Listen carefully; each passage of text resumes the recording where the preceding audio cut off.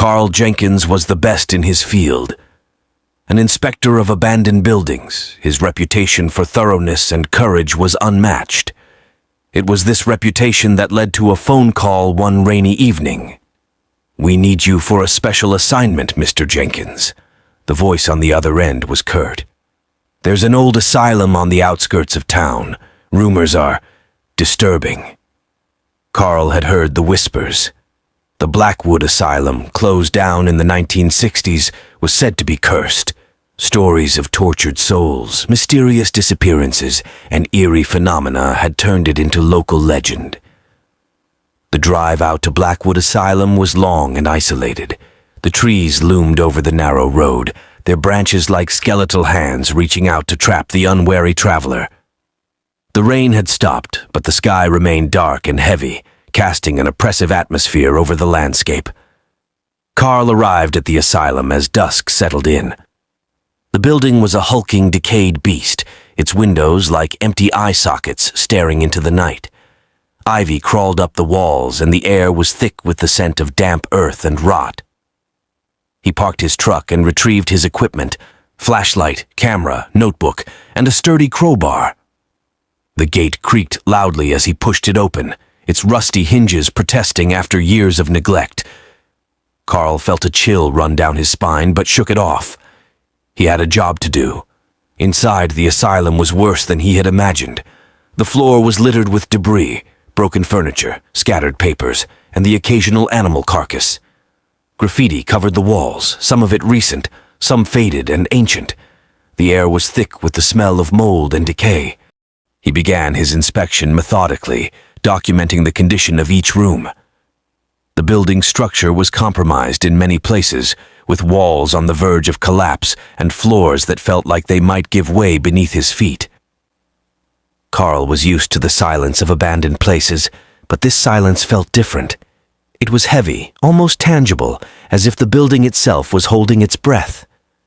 Occasionally, he thought he heard faint whispers or the soft sound of footsteps echoing through the halls, but every time he turned around, there was nothing. As he made his way to the second floor, he noticed the temperature drop sharply. His breath fogged in the air, and he pulled his jacket tighter around himself. The feeling of being watched grew stronger, and the shadows seemed to shift and move just out of the corner of his eye. In one of the rooms, he found a collection of old patient records. Most of them were illegible, damaged by time and moisture, but one file caught his eye. It belonged to a patient named Margaret Fields, admitted in 1957. The notes were disturbing.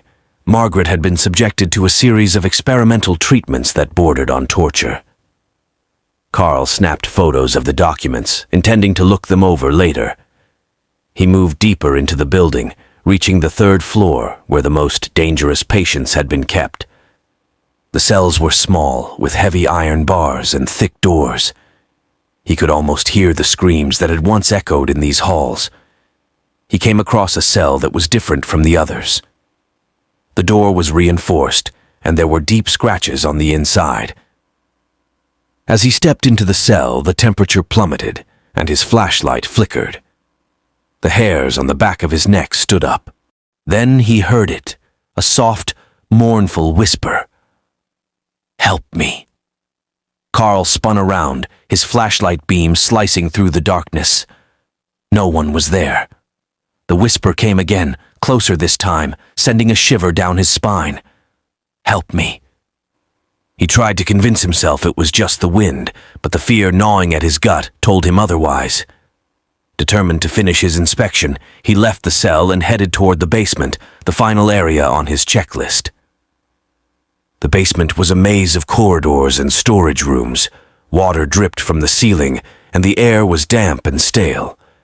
As he turned a corner, his flashlight illuminated a figure at the end of the hall.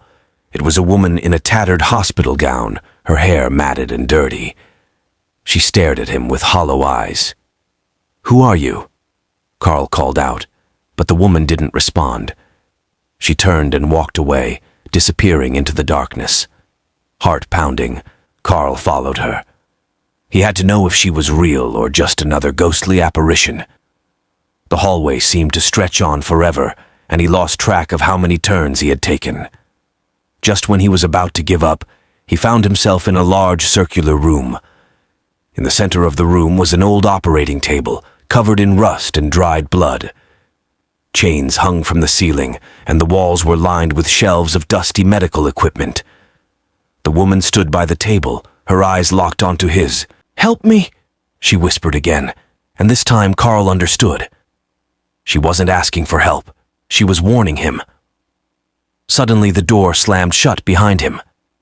The temperature dropped further, and the shadows in the room seemed to come alive. Carl's flashlight died, plunging him into darkness. He fumbled for his backup light, but it slipped from his grasp and rolled away. Panic set in as he felt something cold brush against his arm. The whispering grew louder, more urgent, as if dozens of voices were speaking at once. "Get out! Get out! Get out!" Carl stumbled backward, his hands searching for the door. He felt the cold touch again, this time on his neck, and a voice, clearer than the others, hissed in his ear. "You shouldn't be here!" Finally, his fingers found the doorknob, and he yanked the door open. He ran, not caring where he was going, just wanting to escape the oppressive darkness and the voices that seemed to be closing in on him. He burst out of the basement and into the night air, gasping for breath. The asylum loomed behind him, a silent, malevolent presence. He didn't stop running until he reached his truck. His hands shook as he fumbled with the keys, and it took several tries before he managed to start the engine. As he drove away, he glanced in the rearview mirror. For a brief moment, he saw the woman standing at the gate, watching him with those hollow eyes. Then she was gone, and the asylum receded into the darkness. Carl never spoke of what he saw that night. He turned in his report, noting the structural issues and recommending the building be demolished. But he left out the part about the whispers, the woman, and the cold touch of something that wasn't quite human. Blackwood Asylum was eventually torn down, but the land remained cursed. Locals claimed to hear whispers on quiet nights and see ghostly figures wandering the grounds. And Carl Jenkins, once the best in his field, never set foot in another abandoned building again.